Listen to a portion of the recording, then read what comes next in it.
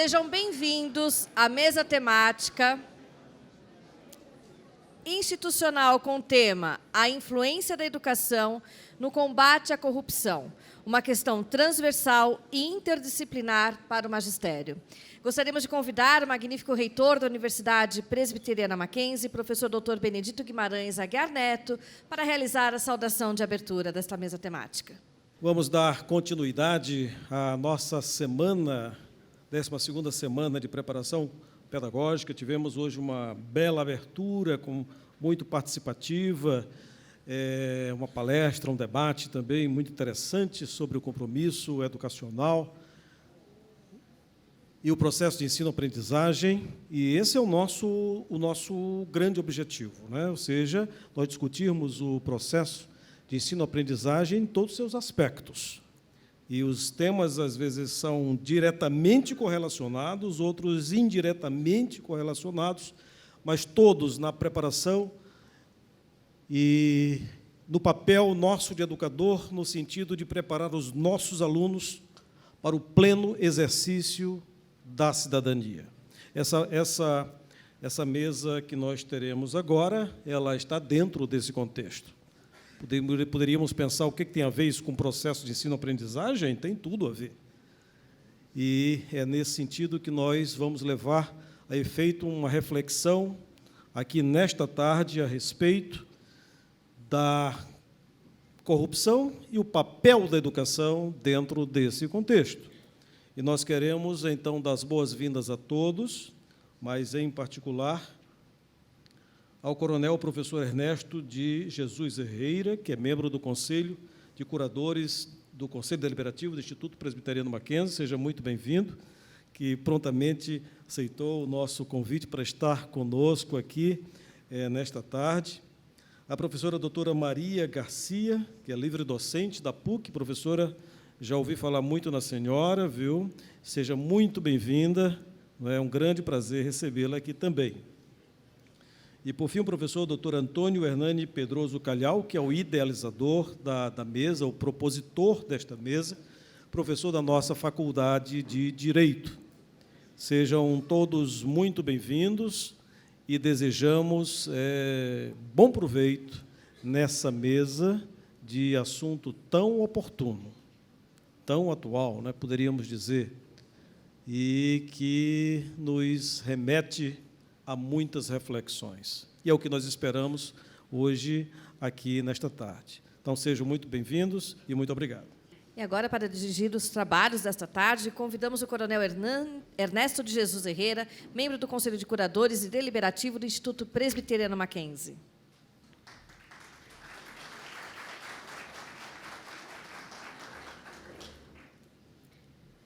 Convidamos os palestrantes desta tarde, professora doutora Maria Garcia, livre-docente da PUC São Paulo.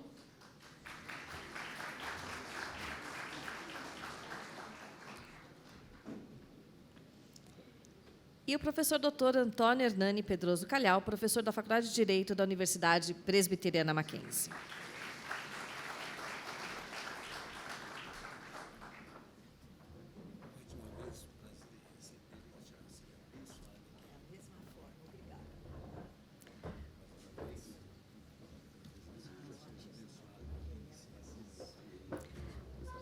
Antes de passar a condução ao coronel Herrera, gostaríamos de fazer uma breve leitura do currículo dos componentes da mesa.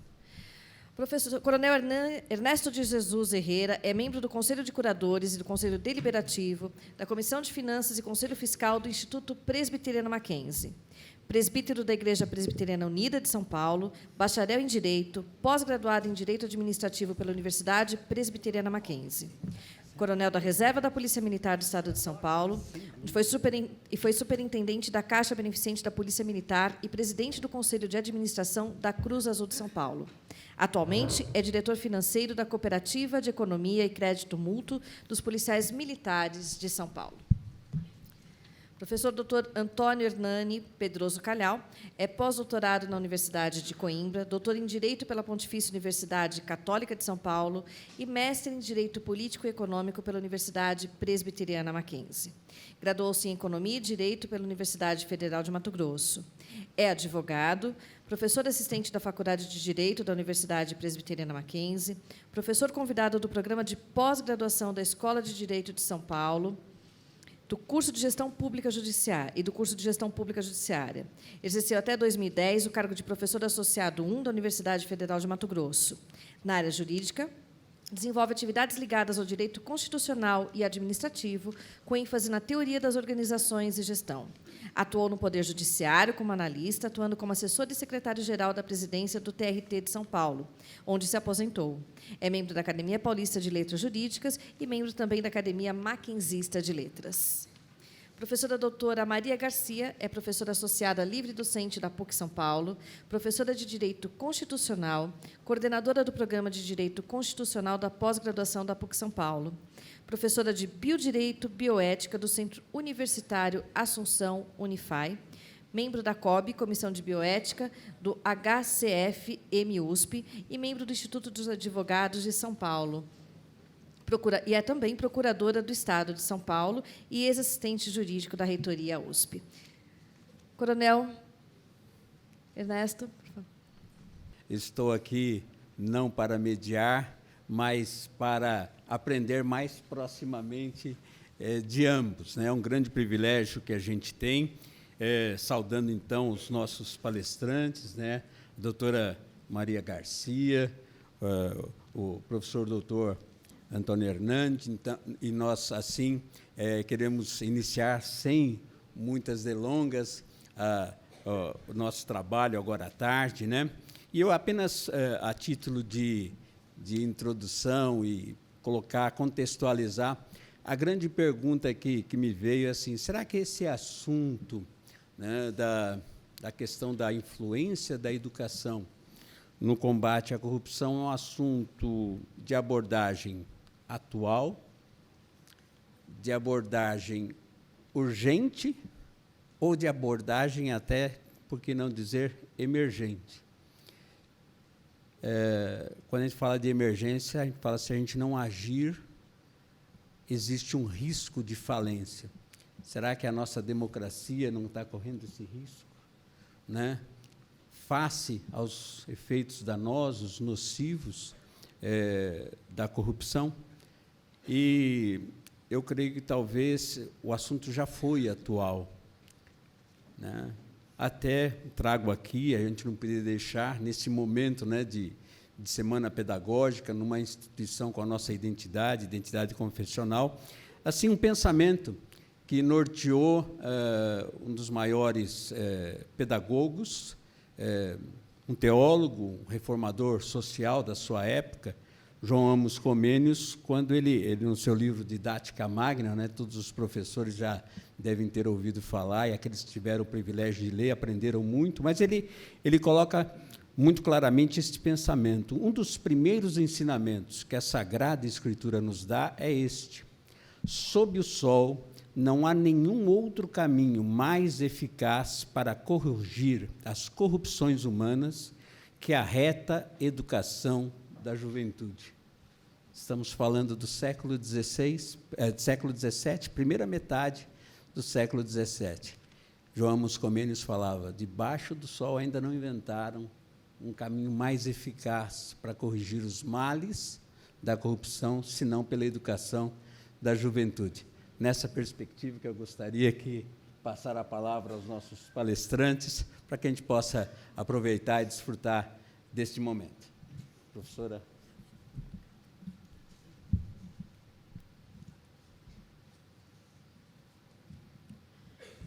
Realmente, professor, essa frase de Comênios, grande educador, é inspiradora para todos nós. E devia ser esculpida aí no metrô para todo mundo ler e meditar a respeito disso. Pois bem, boa tarde a todos. Agradeço profundamente esta oportunidade de voltar ao Mackenzie e pelas suas raízes, pela sua significação na educação no Brasil, e agradecendo especialmente o professor Hernani Calhau, querido amigo, que me convidou para vir falar deste assunto da corrupção do Estado, a teoria da corrupção do Estado, e a gente se perguntaria o que tem a ver a corrupção do Estado com a educação. Então, nós vamos ver pelo nosso autor, o cientista político John Patrick Dobell, que, nos anos 80, publicou essa teoria da corrupção, e eu tomei conhecimento pelo jornal Estado de São Paulo. Nunca vi ninguém comentar a respeito da teoria de Dobell. Estranho, escrevi meus livros ainda na desobediência civil, coloco essa questão quando falo do Estado e da desobediência civil, um direito fundamental, e ele é atualíssima a teoria da corrupção, porque, ao final, ele dá a receita da estratégia de como trabalhar contra a corrupção, quando ela já atingiu o Estado. Porque a corrupção é um fenômeno que vive na sociedade. Os seres humanos temos a tendência para o bem e para o mal. Ali está, no Jardim do Éden, a árvore do conhecimento do bem e do mal. De modo que é uma opção, se declinar-se ou dirigir-se para um ou para outro lado. E como optar? Optar pelo conhecimento. Na medida em que você conhece os prós e os contras, então você vai tomar uma decisão. Sem conhecer, não. Como decidir sem conhecer? É impossível. Daí esta importância dessa teoria, ainda hoje, pela receita que Dobell oferece, tendo em vista essa circunstância da condição humana. A corrupção é inerente ao ser humano. Nós conhecemos o bem e o mal e tomamos decisões. Kant explica isso muito bem. O problema é responsabilizar-se pelas suas decisões. Mas isso já é um problema da filosofia kantiana, não é dia e não é hora de falar de Kant, que é o meu filósofo preferido, decorrentes e Kant, evidentemente. Hannah Arendt, Habermas, Kelsen, são os chamados neocantianos. Então, vamos ao nosso tema. A teoria da corrupção do Estado, de John Patrick Dobell, e a educação como fator de transformação.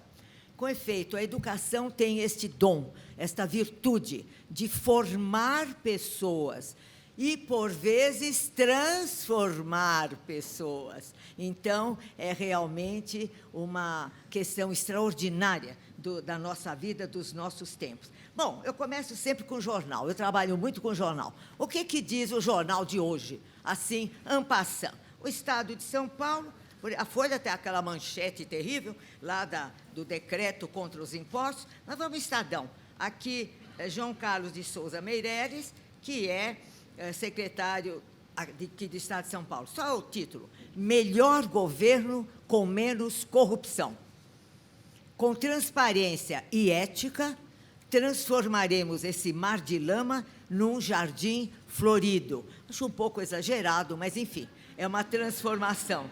E o político José Neumann, a República dos Sem Vergonha. Estou falando do jornal, não sou eu que estou afirmando. E lá na página de filmes, tem aquele extraordinário filme que quase todos devem ter visto, Central do Brasil, com a nossa extraordinária Fernanda Montenegro. Esse filme está passando de novo, interessante o comentário.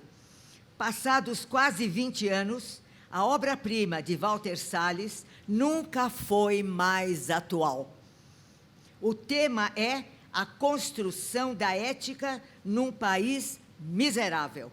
E Dora, que é a personagem, bem deveria servir de exemplo para tanta gente que seria impossível nomear neste simples artigo.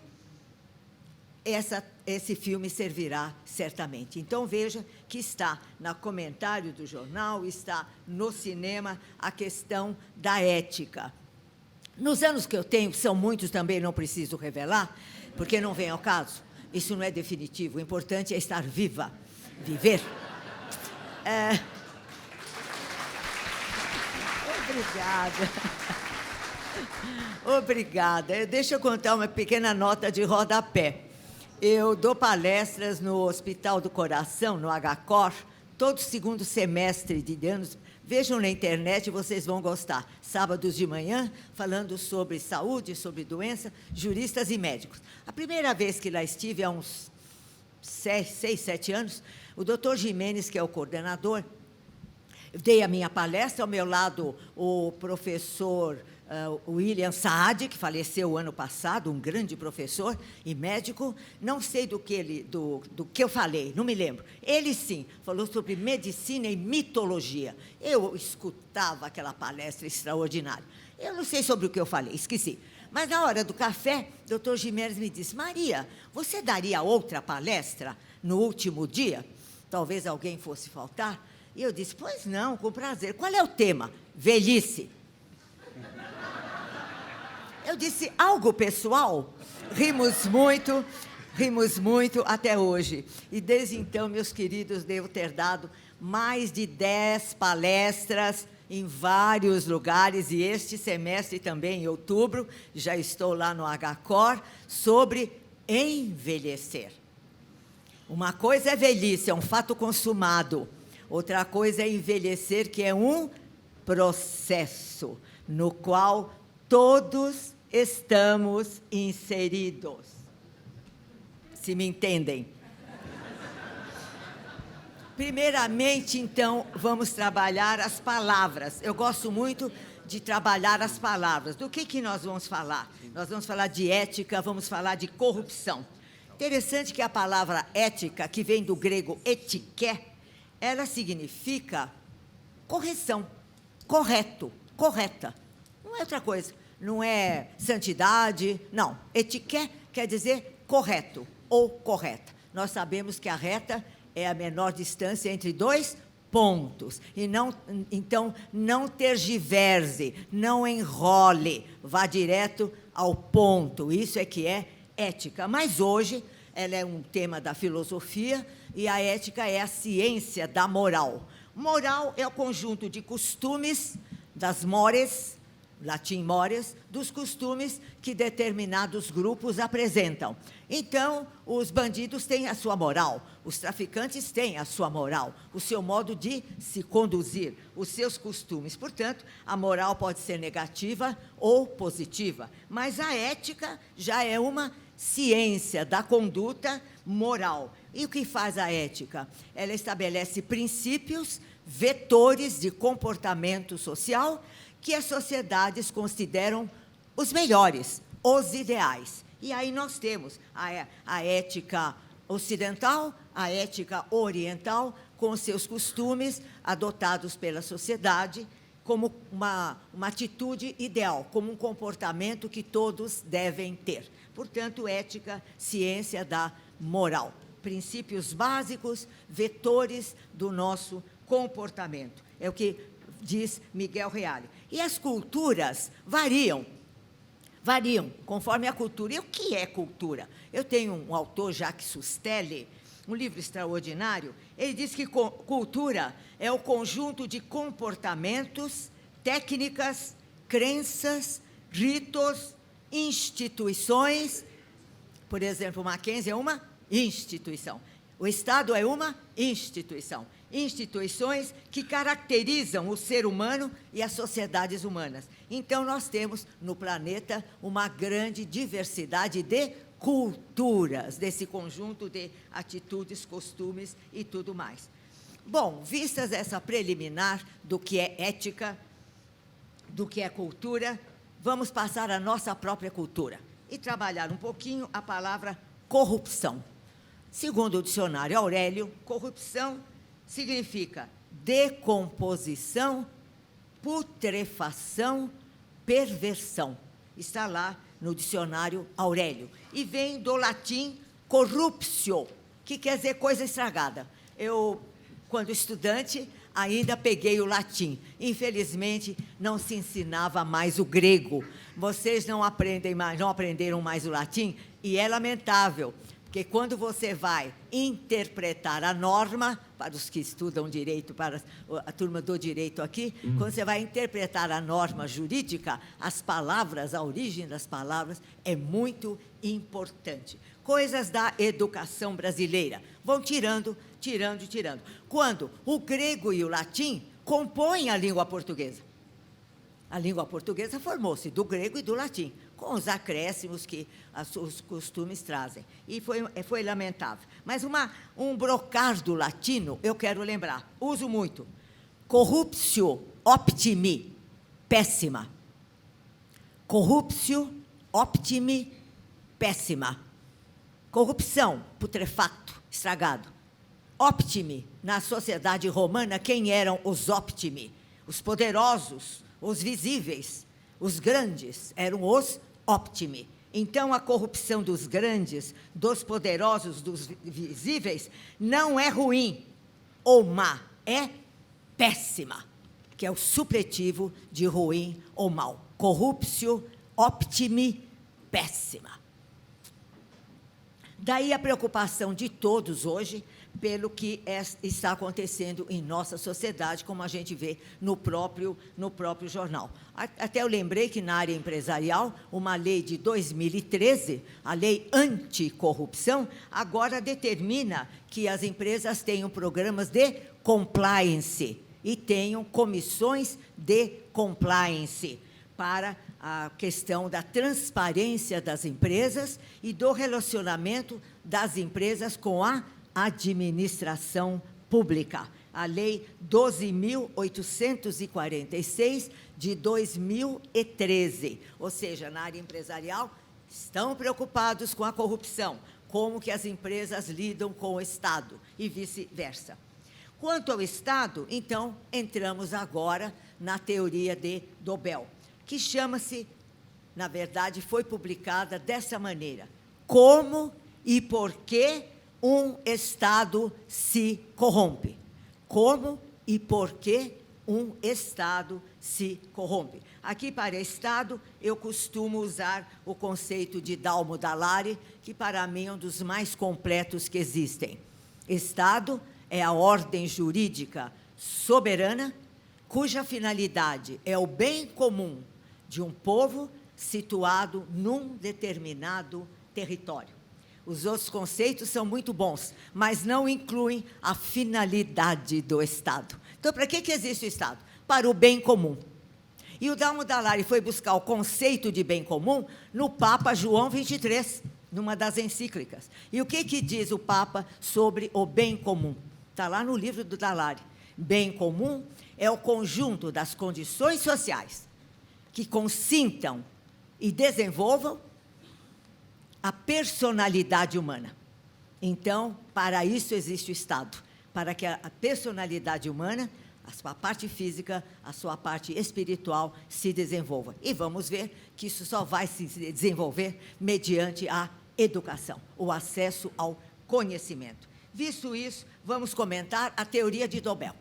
O que diz Dobel? Está aqui numa das revistas de Direito Constitucional, eu fiz uma coisa bem reduzida, e é o que vamos utilizar agora. Então, Dobel, depois de expor por quê, quais os autores em que ele se fundamentou em 5 ombros de gigantes. 5 ombros de gigantes. Tucídides, o grande historiador grego, Platão, todo mundo conhece, Aristóteles, idem, Maquiavel, nem se fala, e Jean-Jacques Rousseau. Nesses gigantes, ele se fundamentou para elaborar a teoria da corrupção.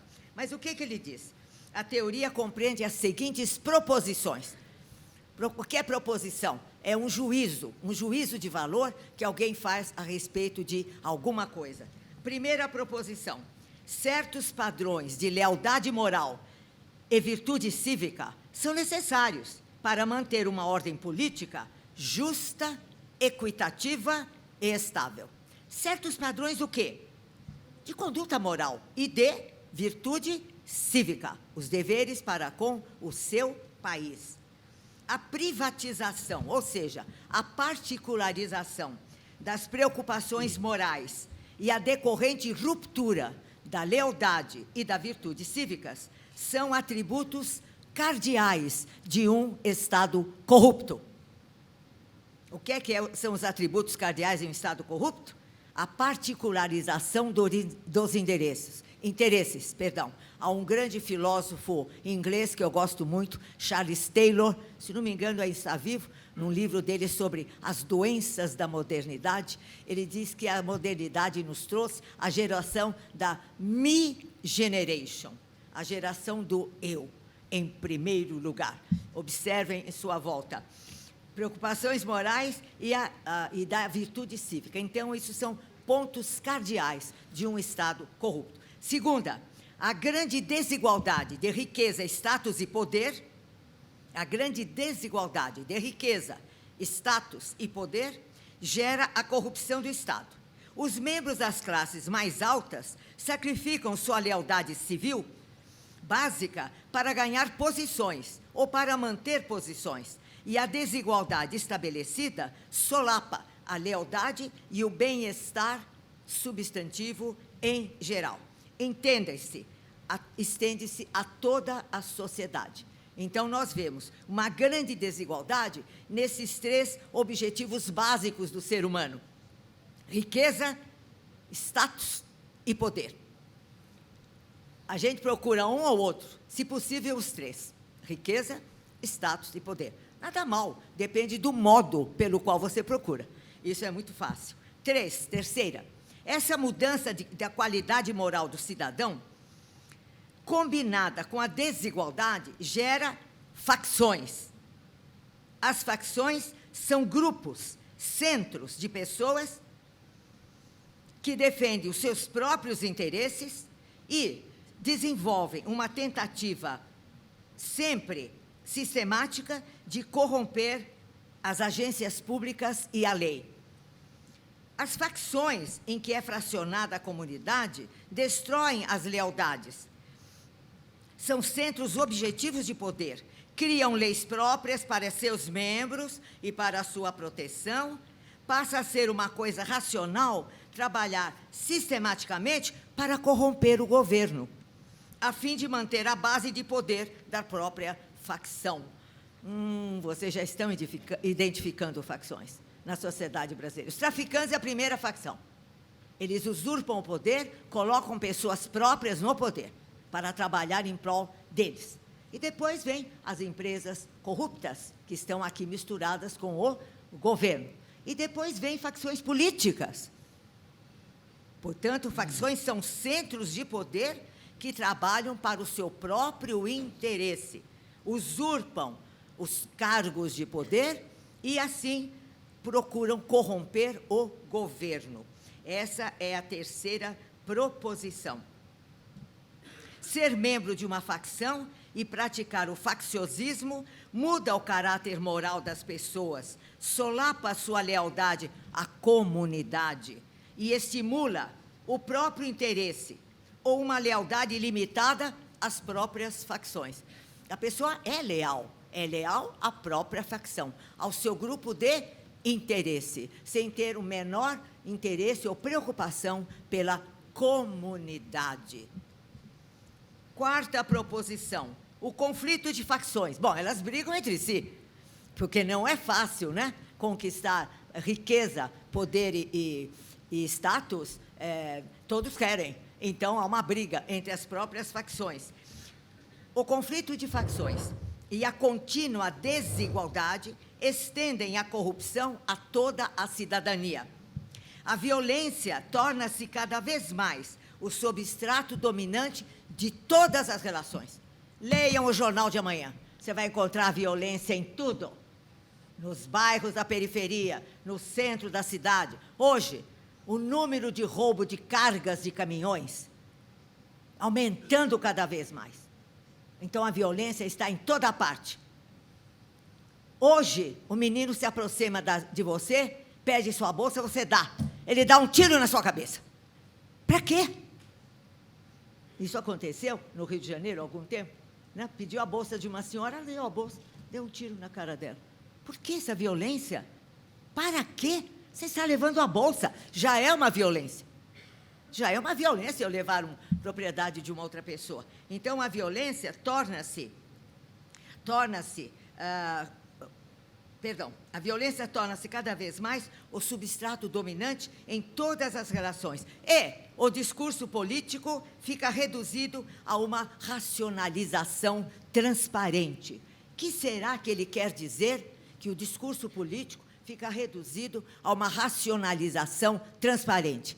Todos dizem a mesma coisa. Eu não tenho nada com isso, eu sou honesto, viva a democracia, liberdade para todos. Bom, isso aí é o discurso de todo mundo. A questão é tornar isso uma prática, tornar isso uma realidade.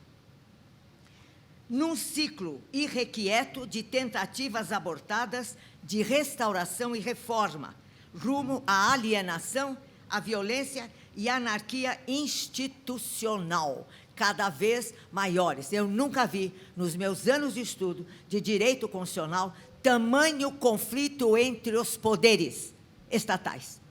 Não se entendem, um usurpando o poder do outro. O Supremo fazendo lei, o Supremo legislando, criando um tipo de aborto que não está no Código Penal. Ué, isso tem que ser discutido pelos representantes do povo, e mais ainda, tem de ser objeto de plebiscito. Tem de ser objeto de plebiscito, que está no artigo 14 da Constituição, e nós, em tantos anos de Constituição de 88, só tivemos plebiscito uma vez, na lei do armamento, porque a própria lei pedia plebiscito. A lei pedia que fosse plebiscitada, e você votou na lei do armamento. Nunca mais. Eu, atualmente, comento as emendas constitucionais, publicando na nossa revista de Direito Constitucional. Quase 100, se já não chegou. Todas ilegítimas, todas legais, porém ilegítimas. Por quê? Estão alterando a Constituição e nenhuma emenda foi submetida ao plebiscito popular. Nós aprendemos em direito constitucional que o poder pertence ao povo. Todo o poder emana do povo. E cadê o povo se manifestando sobre a mudança da Constituição? Nenhuma delas objeto de consulta popular. Portanto, todas ilegítimas. Isso está escrito nos meus trabalhos com todas as letras. Legais, porém ilegítimas. Nós já temos uma nova Constituição, sem que o povo brasileiro tenha se manifestado sobre isso. Então, é o que nós vemos, não é? A anarquia institucional cada vez maior. E só falam de reforma. Reforma política, reforma da Previdência, reforma da CLT, como formas de enganar.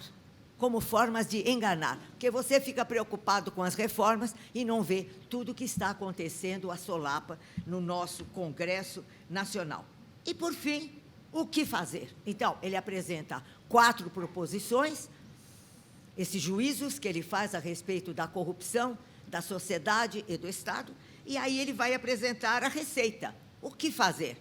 Na 5ª proposição, a socialização da educação, da vida familiar, da religião e dos militares também sustentam os valores comunais e a lealdade, por vezes, até mesmo depois da corrupção do processo político.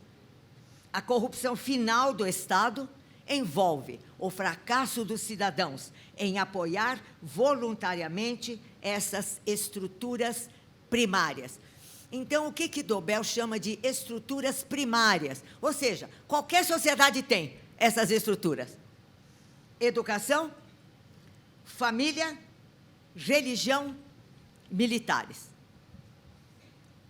Vocês vão estranhar que ele tenha posto militares. Por quê? Como no Brasil nós sofremos um período longo de ditadura militar, não é falar em militar, mas vejam bem, por 2 razões.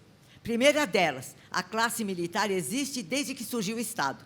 Todo Estado precisa de segurança e ordem. Portanto, a classe militar, desde os egípcios, desde os babilônios, desde os caldeus, existe a classe militar para manter a ordem na sociedade. Segunda razão, ele não diz, eu que estou dizendo, nos Estados Unidos nunca houve golpe militar.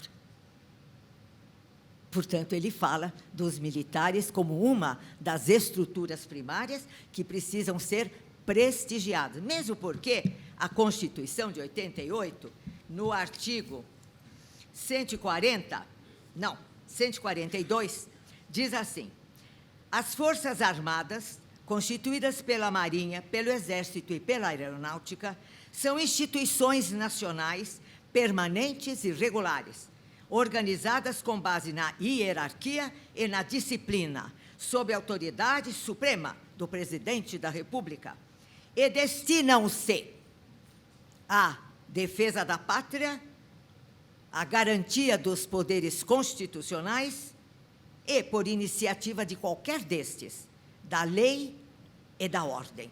Portanto, a tarefa das Forças Armadas é nobre, é importante, e o Dobel diz que é uma das estruturas primárias de qualquer sociedade. Vamos nos deter, então, na questão da educação.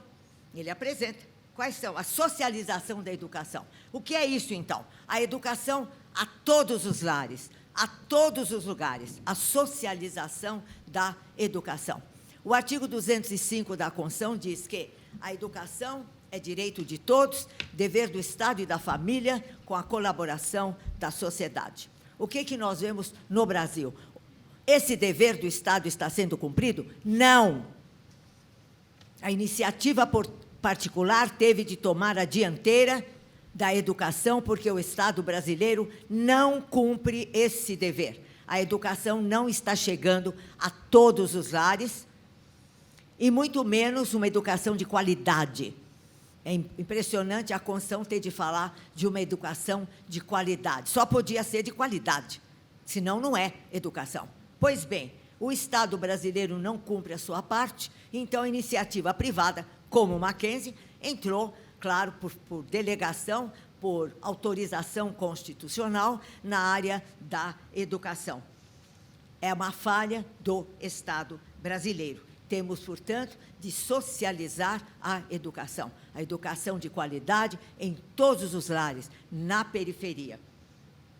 Mas, dentro desse contexto de Dobel, terminando, qual a estratégia possível de combate à corrupção? Conhecemos, então, como e por que um Estado se corrompe. Muito bem, os nossos jornais estão mostrando aí que o Estado brasileiro está sofrendo esta crise ética.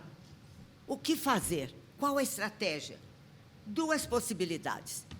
Primeiro, o acesso ao conhecimento. Estava comentando que, quando a gente fala em educação no Brasil, nós sempre lembramos uma pessoa educada, polida, que cumprimenta todo mundo. Mas não é só isso. Não é só isso. Essa é educação pessoal. Nos falta educação familiar. Os lares estão abandonados. No meu grupo de estudos, tem uma professora e diretora de um grupo da periferia, Ana Lúcia, criatura maravilhosa, se entusiasmou tanto com nossos estudos, que foi fazer vestibular, entrou em Direito e já passou o primeiro semestre. E ela é diretora de grupo escolar da periferia. Ela conta coisas incríveis a respeito das crianças e das famílias desestruturadas dessas crianças. Então, o Estado, nós duas escrevemos um pequeno trabalho, que está sendo publicado, que o Estado não basta dar escola, ele tem de ir à casa do aluno. Está faltando fogão? Tem que dar fogão. Está faltando colchão? Tem de dar colchão. Está faltando trabalho? Tem que dar trabalho. Não basta dar escola, tem de ir à casa do aluninho da periferia. Essa é uma educação integrativa, casa, escola. Isso tem que ser feito no Brasil. Então, acesso ao conhecimento. Agora, o que nos falta muito é a educação política. A educação política. O menininho, a menininha de 7, 8 anos de idade já está apto a compreender certas coisas. Já é um cidadãozinho. Então, algo da Constituição já pode ser passado para essa criança. E quanto mais o jovem do ensino médio, não tem nada. Se você não fizer uma faculdade de Direito e estudar Direito Constitucional, você não fica sabendo o que é cidadania, o que é educação política. Hannah Arendt diz: cidadania é o direito a ter direitos. Ela é filósofa política, não jurista, mas a gente podia acrescentar: cidadania é o direito a ter direitos. Quais direitos? Todos os previstos na Constituição. As pessoas não conhecem. a sua Constituição. Aquele mínimo que você tem de conhecer. Não precisa estudar direito para conhecer a Constituição. É lamentável que isto aconteça. Por quê? Na escola não passamos subsídios. Não se discute alguns artigos que toda criança vai entender, o pequeno cidadão. Então, acesso ao conhecimento mediante educação pessoal, familiar, social e política. Saber qual é o país onde você está vivendo, que tipo de país que é. Uma vez perguntei a uma garotinha, estava dando uma palestra, uma garotinha perto de mim, por que você é brasileira? Eu estava na FMU e não me lembro qual era a palestra, desculpem. Mas, de certo, a pergunta tinha a ver. Tinha a ver. Por que você é brasileira? Assim, por que você é brasileira? Porque eu nasci no Brasil. Falei, não, bem, isso é um acidente. Você podia ter nascido no avião, podia ter nascido no navio, nem por isso ia ser avião, navio. Precisa conhecer a história do Brasil, país extraordinário. Vocês sabiam, nota de rodapé, que a Constituição Imperial de 1824 foi a primeira Constituição no mundo que teve um elenco de direitos fundamentais? Por aí, dizem que foi a Constituição da Bélgica, de 1830. Claro, eles não conhecem a história brasileira, mas a nossa é de 1824. Portanto, anterior. Vocês sabem lá o que é isso? A primeira Constituição no mundo a ter um rol de direitos fundamentais? Qual é o brasileiro que sabe isso? Segunda estratégia, participação na tomada de decisão. As emendas constitucionais têm de ser submetidas ao plebiscito. Você quer ou não quer alterar a Previdência? Sim, não. Uma vez me disseram que é um processo muito caro. Deus meu! Do jeito que jogam fora o direito do contribuinte, vai me dizer que esse processo seria caro de plebiscitar uma emenda constitucional? Então, acesso ao conhecimento, amplo acesso ao conhecimento, para conhecimento da cidadania, que é fundamento do Estado, e participação na tomada de decisão. O artigo 14 da Constituição prevê plebiscito, referendo, iniciativa popular da lei. Como disse antes, uma vez apenas você plebiscitou uma lei, a lei do desarmamento. Desde então, as emendas constitucionais e leis muito importantes têm se sucedido e você não é chamado a dizer sim ou não, ou faça-se nova redação ou coisa semelhante, que é o referendo. Emendas, para participar, é preciso conhecer. Então, duas estratégias: acesso ao conhecimento, ampla educação, completa até a educação política. Segundo, participação na tomada de decisão do poder sobre os assuntos que nos dizem respeito. Sem conhecer, você não pode participar. Mas, se fossem feitos plebiscitos das emendas, evidentemente que você que não fez direito ia perguntar ao doutor Hernani: escuta, Hernani, essa emenda aí que eu tenho de plebiscitar, o que é isso, hein? Você vai conhecer. E o professor vai explicar para você. E assim vão ser as outras pessoas. Sem plebiscitar, você não conhece. Sem opinar, você não conhece. Quando você tem de opinar, você vai procurar saber. E aí vai aumentando o seu caudal de conhecimento. E vai se tornando um cidadão completo. Mas vejam, está na Constituição, não se usa. Depende do Congresso Nacional. E aí não interessa, talvez, ao Congresso plebiscitar ou referendar as suas decisões. Para participar, é preciso conhecer. E somente o conhecimento é que leva à liberdade. É uma frase de André Gide. Conhecimento é liberdade. É isso que estamos fazendo aqui. Agradeço a atenção de vocês.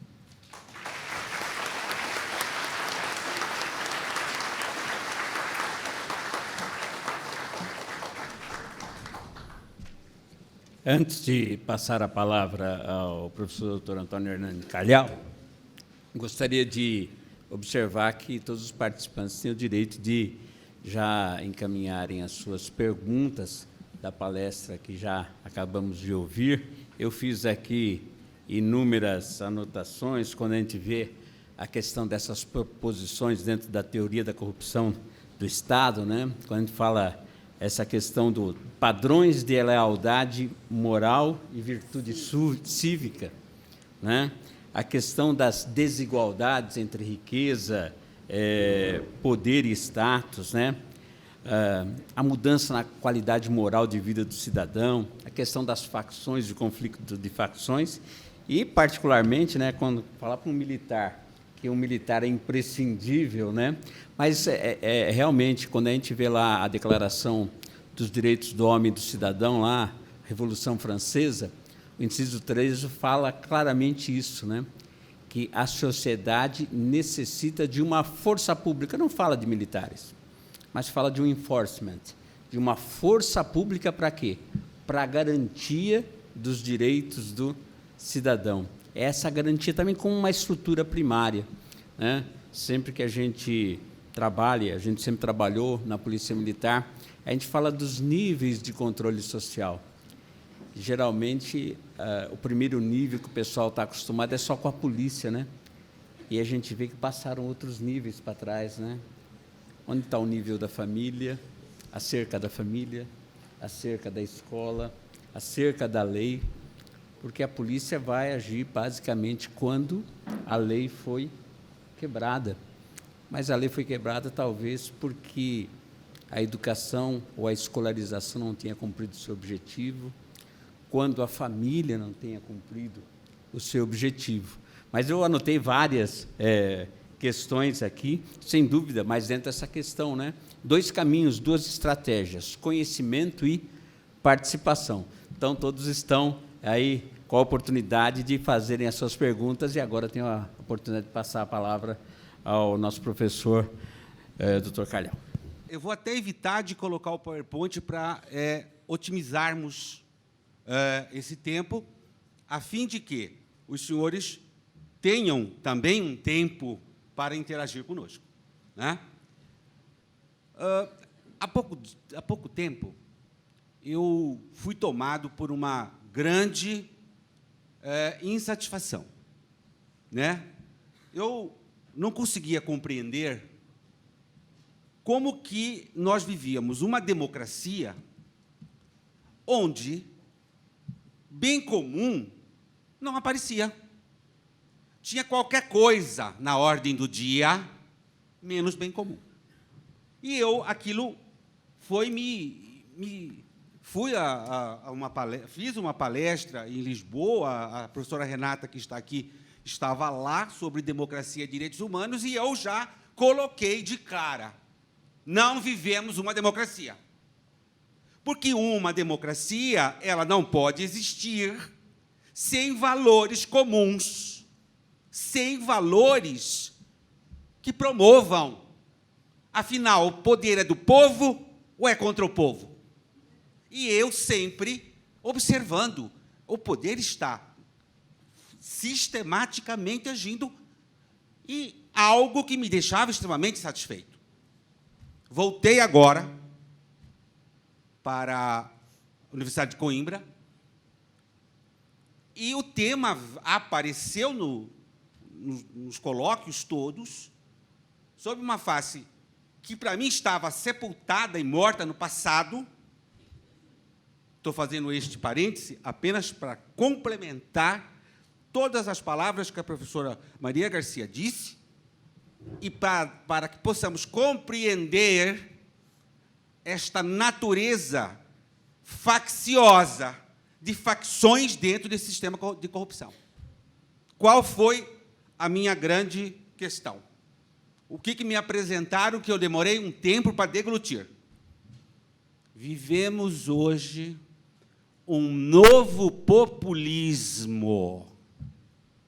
E o populismo se caracteriza por uma maneira onde facções ou mesmo partidos, eles se colocam na posição de que só eles representam a vontade do povo. Só aquela facção, só aquele grupo. Os outros são ilegítimos. Os outros são elites ou qualquer coisa.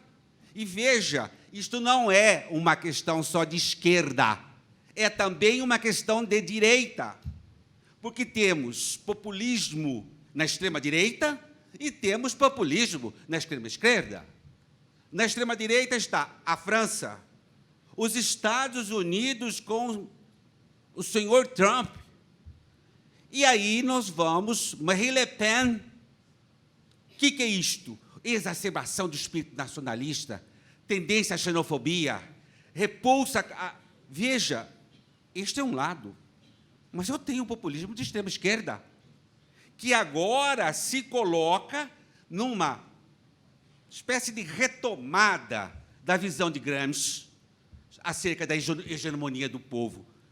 Mas isto colocado a partir de uma questão muito séria, que chama polarização das pessoas, dos grupos, a história do nós e eles.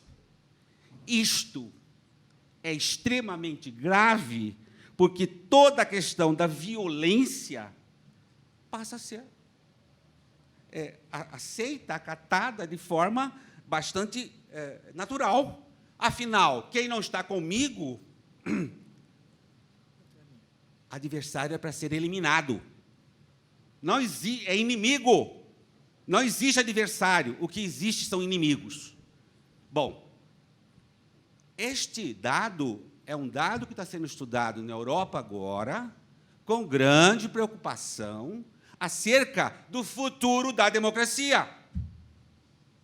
O tema é este, ou seja, vale qualquer coisa para se chegar no poder. E, ao se chegar no poder, nós vamos retomar o discurso populista, quer de direita, quer de esquerda, para a manutenção no poder.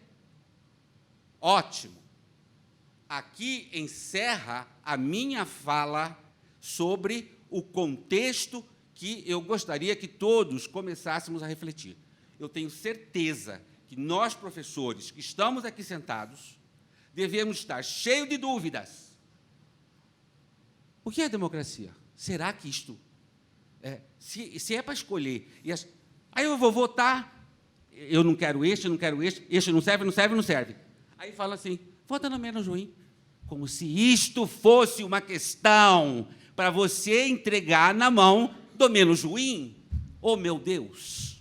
Bom, diante dessa reflexão, desta ansiedade, desta angústia, eu comecei a refletir como nós, professores, poderíamos, a partir dos trabalhos que a professora Maria Garcia tem desenvolvido na área de educação, porque ela é especialista em direito educacional, como nós poderíamos agir, enquanto professores, diante de valores. Porque, como ela disse, há uma ética social, há uma ética de bem comum, que está explicada, pelo menos isto que está na Constituição, é isto que está na nossa lei, é isso que são os nossos valores, chamado valores republicanos, valores democráticos. E aqui conosco, nós temos os valores confessionais, que não são diferentes, porque, acima de tudo, amar aos outros, né, é uma regra do cristianismo, mas é uma regra também do Estado contemporâneo, de respeito aos direitos humanos. Ou seja, a ideia dos direitos humanos, aliás, ela tem a maior fonte nos ideais cristãos. Amai-vos uns aos outros como eu vos amei. E está aí o princípio da transcendência, que Kant fala. Coloque-se na pessoa do outro e você vai saber se queres que faça a você aquilo que estão fazendo com o outro. Esta linha é uma linha que eu acho perfeitamente adequada, e eu vou entrar na questão da transversalidade e na questão da interdisciplinariedade, que, na verdade, são maneiras de pensar um projeto pedagógico. não dá para ficarmos mais fechados naquela nossa disciplina do todo dia, sem fazer uma correlação do conhecimento que estamos transmitindo com a vida, com os fatos da vida, sob pena desse conhecimento se tornar imprestável. Porque o aluno vai perguntar, isso serve para quê? Ah, não sei, porque você tem que aprender, você tem que saber. Não. O professor aqui já fez alguns comentários que eu acho extremamente oportuno. No sistema da teoria das organizações, é muito conhecido uma tríade que nós chamamos de chá. Conhecimento, habilidade e atitude. Não adianta eu dominar o conhecimento. Não adianta eu ter algumas habilidades se eu não tiver uma atitude. Então, a transversalidade está muito no campo da integração do conhecimento às questões da vida, às questões do dia a dia. Já a interdisciplinariedade, ela tem a ver com áreas afins. Quem dá direito constitucional, quem dá direito administrativo, quem dá direito tributário, são áreas afins do direito público. Então, vejam, agora eu estou falando por uma plateia de professores da área de ciências médicas, da área de ciências exatas, enfim. Mas vamos chegar lá. Nós já estamos com algumas perguntas, apenas eu queria, antes de passar essas perguntas muito rapidamente, a gente vê com um grande interesse como a gente pode conciliar, né? Aqui a questão abordada pela professora Maria Garcia, da teoria da corrupção do Estado, né? Quando ela falou dessas proposições, né?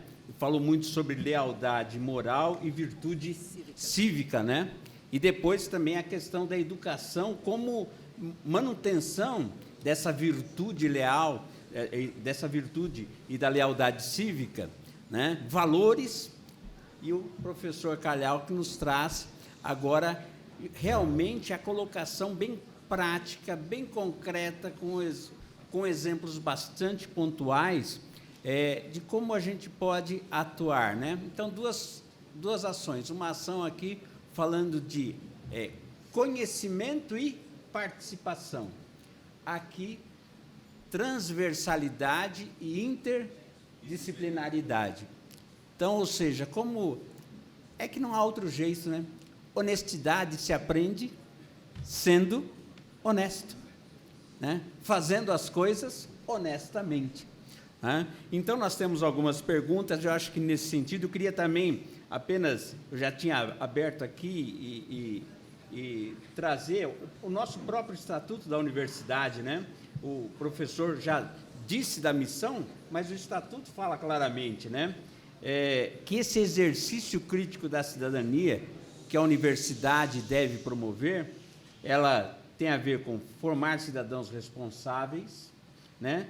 Para superar desafios, até esse desafio dentro do coletivo, né? Dentro do ônibus, é um desafio que a gente tem que enfrentar no dia a dia, né?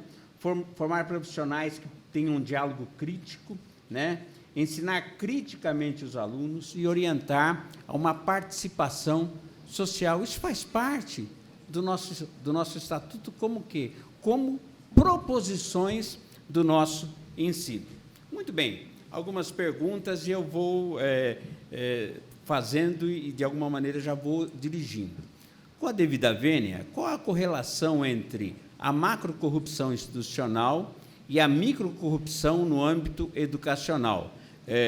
Cola, plágio e familiar. Então, aqui é a questão da macroestrutura do Estado e as estruturas primárias. Eu creio que a gente podia, primeiramente, passar essa pergunta à professora Maria Garcia.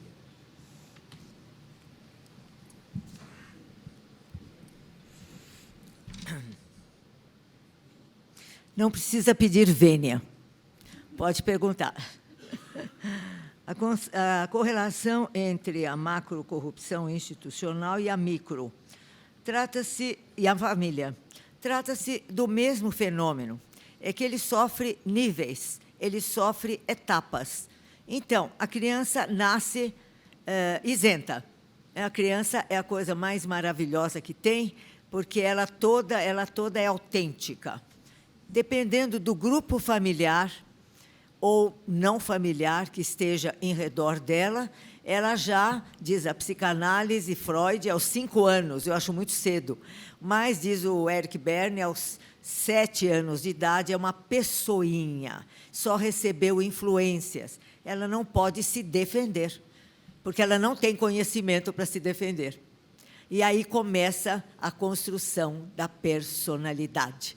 Então, o que nós precisamos? Fortalecer as estruturas primárias, as famílias, o que está acontecendo com as famílias, estabelecer estratégias, as escolas, as igrejas podem perfeitamente trabalhar nesse sentido, e o Estado dentro do possível, porque a corrupção é um fenômeno social, então a correlação é esta, tudo é corrupção, ela começa pequena, às vezes sutil. O telefone tocou, né? Eu tenho um filho adotivo, já com 30 anos, e um netinho adotivo também, eu sou solteira, e dizer, né, toca o telefone, diz que eu não estou. Começa aí, simples assim. Ah, não vou atender, diz que eu não estou. Simples assim. A criança vai pegando os exemplos. Então, vejam a nossa responsabilidade com as crianças. Elas nos observam, elas conectam tudo que está no ar, mesmo que nós não dizemos. Então, a educação é uma coisa extraordinária já na família. E tudo vai depender de uma ação, de uma estratégia, eu estava anotando aqui, porque uma questão que ficou é essa. Como enfrentar este problema da corrupção do Estado que desce para a sociedade? Então, é lutar na sua trincheira. É uma expressão que eu uso sempre. Você vai aí pegar uma arma, começar... Não. Você, nós, professores, nós, pais, temos de lutar na nossa trincheira. Passar conhecimento sadio, atitudes sadias. E a criança vai absorvendo isto do ambiente. Na escola, atitudes sadias. Um aluninho estourou em falta, lá na PUC, 3º ano de constitucional, de Direito. Estourou em falta. Veio me procurar. Uma graça de rapaz, já conheço, dou aula há vários anos. Falei, meu querido, justificou algumas das faltas. Falei, meu querido, se trata de nota, eu posso pedir um trabalho a você e fechar sua média. Aí isso eu posso fazer. Mas presença física, eu não posso dizer que você esteve presente quando você não esteve presente. Isto é crime de falsidade ideológica. Acabou. Pena de reclusão. Não posso dar presença se você não esteve. É questão de presença física. Como eu vou afirmar perante a entidade que você esteve se não esteve? Então, essas... E no fim, ficou muito simpático. Tá bom, professor, eu te vejo no próximo semestre. Tá bom, meu bem. Vai, querido. Muito amor. Sempre. Sempre. Sempre. Sempre.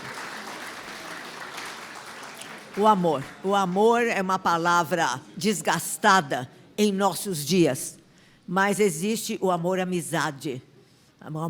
Domingo eu fiz uma palestra sobre amor, amizade. Cícero tem um lindo livro sobre a amizade, é uma forma de amor. Então, nunca perder o sentido do amor, que é um ser humano, mas é isto aqui.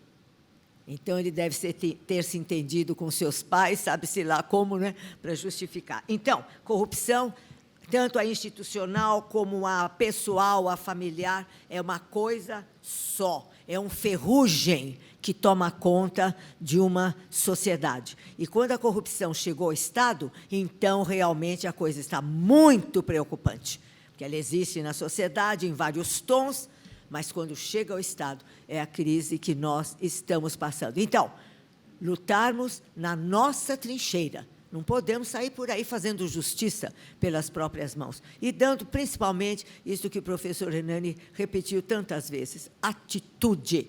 Uma atitude correta, sempre a mesma, com muito carinho. Isso serve, certamente, de lição. Temos mais uma pergunta, essa dirigida ao professor Hernani, e eu vou, junto com ela, fazer mais duas, que têm o mesmo sentido. Professor Hernani, como demonstrar aos alunos que os valores republicanos, democráticos, devem ser respeitados e defendidos diante de tantas notícias que deturpam tais valores? Aí uma outra questão, como trabalhar dentro do contexto prático da sala de aula a questão da ética? Antes de se falar em direitos, não deveriam se falar de valores? Uma outra pergunta sobre o papel do professor, né? Qual o papel do professor na sala de aula na luta contra a corrupção? Bom, acho que tem um tema que a gente não tratou aqui e que é extremamente importante enquanto a gente fala da atitude do professor. Pelo menos eu me oriento muito por esta linha. Não partidarizar discurso. Isto é essencial, porque se eu começar a defender posturas partidarizadas, bom, primeiro que não é o lugar, primeiro que não é correto, cada um tem o direito de ter sua opinião, tem o direito de ter sua consciência. Então, e na sala de aula não é lugar para discursos partidarizados. O que eu percebo? Como lidar? A pergunta é, primeiro, vamos por esta. Qual o papel do professor na sala de aula, na luta? O que nós precisamos perceber é a importância de fortalecer valores éticos e valores morais, né? A ética, nesse sentido de olhar o Estado com uma finalidade, né, do bem comum, e a questão moral de não admitir esta privatização de interesses, como disse a professora, né? Então, veja, toda vez que eu estou trabalhando um conteúdo, né, e se eu puder fortalecer estes valores, indiretamente, eu estou passando um recado para o aluno. Isto não está certo. Isto não é correto. Porque nós somos referências. Nós somos referência para os nossos alunos.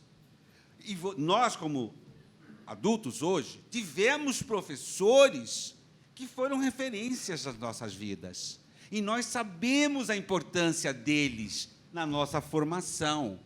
Então, veja, eu não posso simplesmente achar que estou fazendo meu papel transferindo conhecimento. Não. Eu preciso lembrar que eu preciso transformar. Eu preciso fazer que o aluno mude, não é só com relação à atividade política, é com relação à atividade dele diante do mundo.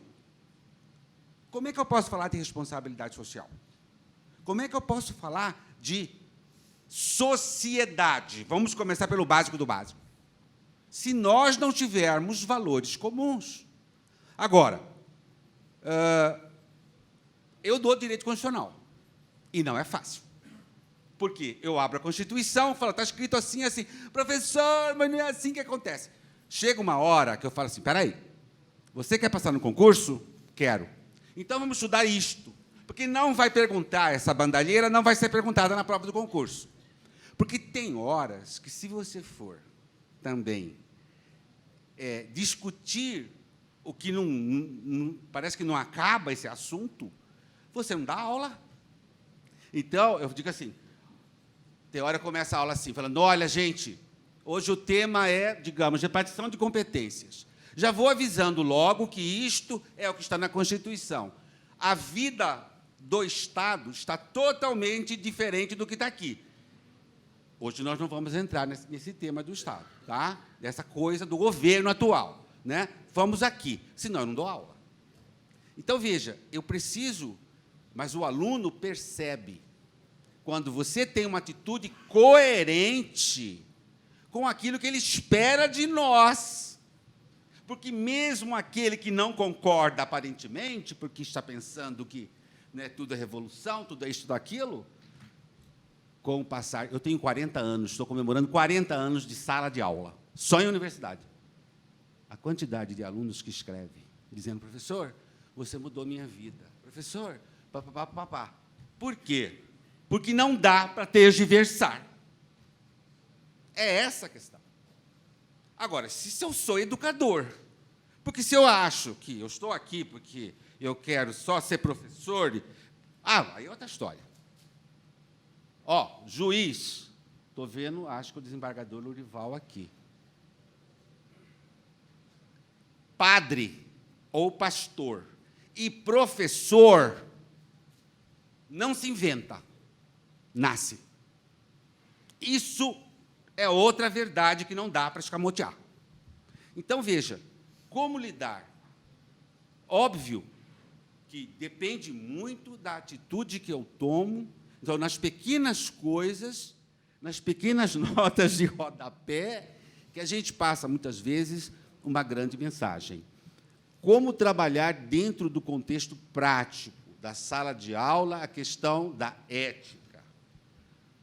Às vezes é mais fácil eu mostrar o que não é. Isto não é ético. Por quê? Porque eu trabalho muito com a ideia da professora Maria Garcia. Ética tem a ver com, no Estado, com bem comum. Isto é bom para todos? Se é bom para todos, é ético. Não é? Então, veja, às vezes, conceitos muito amplos como este, ainda mais para alunos tão jovenzinhos, que estão com a cabeça em tanto lugar, a gente vai pelo que não é ético.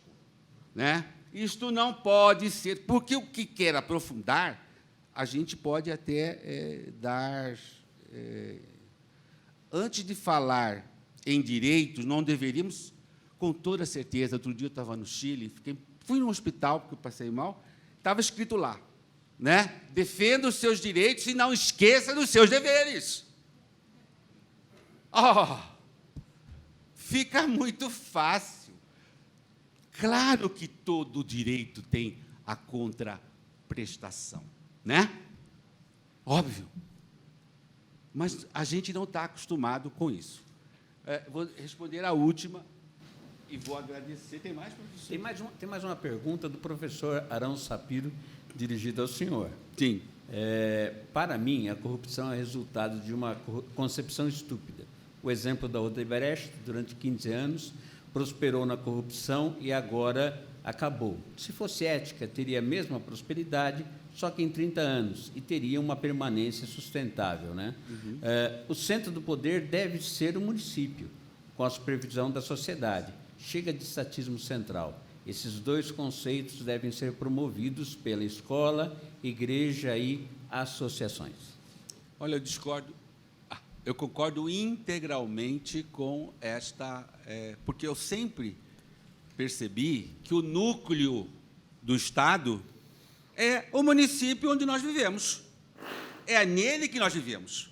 Nós não vivemos no Estado, no Estado membro, não vivemos na União. Nós vivemos aqui. Agora, por que há essa exacerbação da União? Uma boa ideia convidaria vocês a participar de uma aula sobre federalismo. E aí a gente pode mostrar que o federalismo, na sua concepção básica, a União é o último a se entrar na discussão. Tudo começa do município, mas nós fizemos de cabeça para baixo.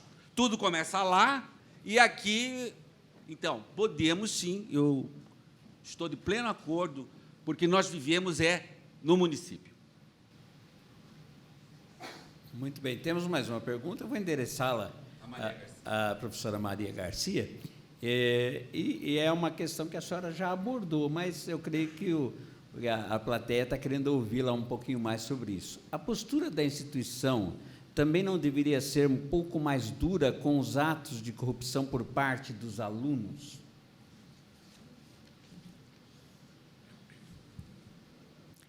Sem dúvida. Eu referi durante essa reflexão que sou partidária da filosofia kantiana e seus derivados, né? Claro, Kant viveu lá no século XVIII, morre em 1804, era outro mundo, então não dá para ao pé da letra, temos de trazê-lo para hoje. Mas um neocantiano como Max Weber, grande sociólogo do século passado, ele fala da ética da convicção e da ética da responsabilidade. O que é ética da convicção? Eu, Maria, pago minhas dívidas, procuro pagar, tudo em ordem, cumprir as minhas obrigações, enfim, tenho a minha crença, a minha confissão, procuro cumprir, simplesmente, os meus compromissos, eu me entendo uma pessoa ética.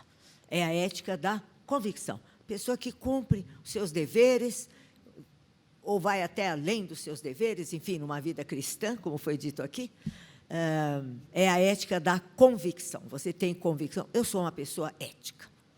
A ética da responsabilidade, esta é mais difícil, porque Weber diz assim, todos somos responsáveis pelos resultados previsíveis de nossos atos. Responsável vem de dois verbos latinos, res sponsere, responder pela coisa. Todos somos responsáveis, temos que responder, por quê? Pelos resultados previsíveis dos nossos atos. Os não previsíveis é impossível de responder por eles. E essa é uma regra dura.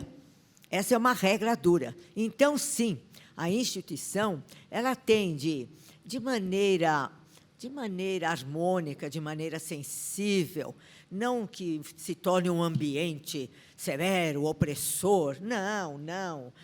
Nós estamos lidando com jovens. Jovens é uma coisa mais linda que pode haver. Mais ainda, eu não largo a graduação, não consigo largar a graduação. Já estava na hora de ficar só na pós. Não consigo. São uns diabinhos. O pessoal de fundo, então, tinha que tirar o fundo da sala, né? Sala sem fundo. Porque o fundão é um negócio. O fundão. E tem uma escola aí, a GV, não tem fundo, a sala é circular. O professor circula no meio, não tem fundão. Bom, é uma brincadeira, claro, mas eles são terríveis. São terríveis no bom sentido da coisa. Então, a instituição tem, sim, de pedir atitudes corretas e dar os exemplos. Mas de que maneira? De uma maneira, como eu disse antes, de uma maneira amorosa, não de uma maneira simplesmente punitiva, que não leva a parte alguma. Aí entra muito da psicanálise das atitudes, de como se comportar quando a pessoa infringe na nossa casa, com os alunos, mas, sim, a instituição deve demonstrar e exigir condutas éticas, que são apenas condutas corretas. Ninguém está pedindo santidade, mas atitudes corretas de alunos, de professores, num ambiente harmônico em que haja muita discussão. O doutor Hernani falou uma coisa importante. É preciso que o ambiente seja de discussão, que os meninos falem também. Eles falem, eles vêm aqui e deem a sua palestra também. Isso cria uma relação muito agradável entre as pessoas, não ficar apenas deitando, jogando lições. É difícil? É, muito difícil, mas é possível criar um ambiente harmônico, é possível criar um ambiente, dá muito trabalho, mas é assim, a instituição deve dar os exemplos e deve exigir atitudes corretas. Acredito que os pais agradeçam, não é? Que na escola eles venham aprender realmente uma postura ética diante da vida. Eu repito, ética é apenas uma atitude correta, direto ao ponto, sem tergiversações, sem enrolações. Não é pedir muito de uma pessoa. E assim parece que se estabelece uma corrente na sociedade. A instituição de ensino, sendo assim, dando aquele exemplo sadio, eu comento com as outras pessoas, eu leciono na PUC, e PUC é uma instituição extraordinária, mas em questão assim de atitude de alunos e tal, nós temos muito a desejar ainda, né, ambiente. Por exemplo, eles picham as paredes, às vezes com palavrões, precisa estar pintando. Isso não. Agora, eu entro aqui e eu noto um ar diferente todas as vezes que eu venho aqui. Os alunos estão lá fora, hoje não é dia de aula, mas quando é dia de aula, já tenho vindo outras ocasiões, dar palestras ou qualquer outro assunto, e vejo os meninos aí no pátio, um ar correto, um ar agradável nesta entidade. Sinceramente, eu comento lá fora.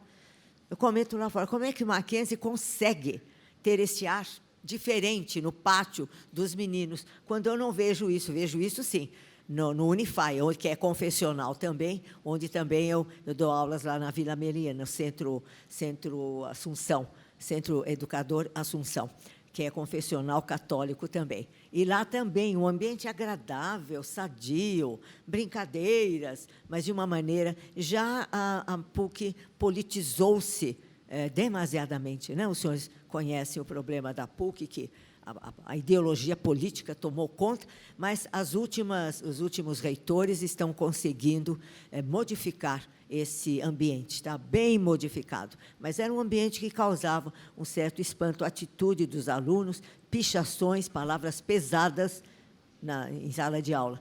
Então, é isso, eu acho que vocês têm... A postura da instituição também não deveria ser mais dura com atos, dura.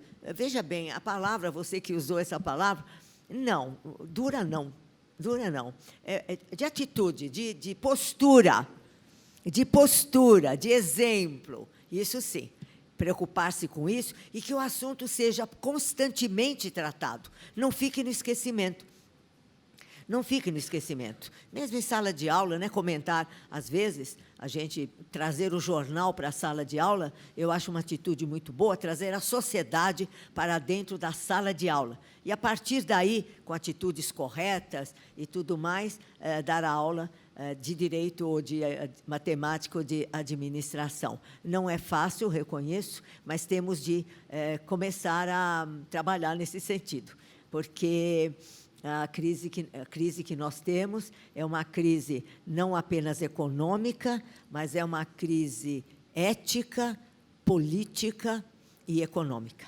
Social e econômica. Então, nós que temos essa possibilidade de trabalhar nesse sentido, devemos usar, sim, todos os meios possíveis. Mas em vez de dura, você que colocou aqui, brandura. Fica melhor? Ok. Muito bem, nós estamos encerrando essa mesa com muita alegria, realmente foi um privilégio, particularmente foi um privilégio para mim, e eu, em nome do Conselho de Curadores do Instituto Presbiteriano Mackenzie, do Conselho Deliberativo do Instituto Presbiteriano Mackenzie, quero parabenizar o professor Hernani, que foi o idealizador desta mesa, o convite, a iniciativa do convite, a professora Maria Garcia, por esses momentos tão agradáveis, tão inspiradores que a gente tem. E a primeira pergunta que eu fiz aqui, se o assunto era atual, urgente ou emergente, eu saio mais convencido que é uma emergência, né? Se nós nos omitirmos, nós poderemos ser as primeiras vítimas da falência do Estado, né? E que nós possamos ser inspirados com esses momentos aqui. Muito obrigado.